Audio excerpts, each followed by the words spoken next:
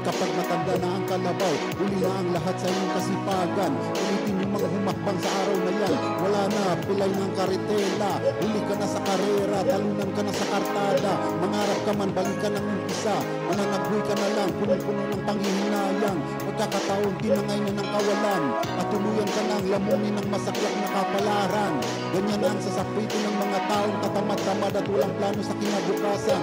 Uy, gising, kumilos na habang maaga pa. Come on.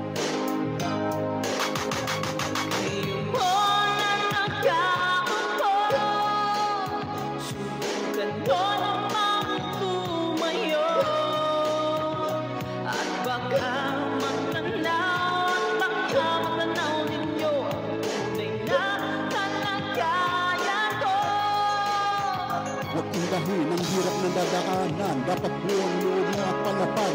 Mainam na yung sa bawat hakbang, pasan-pasan mo ang bigat ng sanlibutan. Dahil doon mabubuo ang iyong pagkatao. Ang dibdib mo maging tibay ng bakal na asyero. Di bastang pabagsakin ang mga mabibigat na troso. Yun ang punto ni Bossing kung bakit binigay yan sa'yo. Hakbang lang at manalig sa kanya.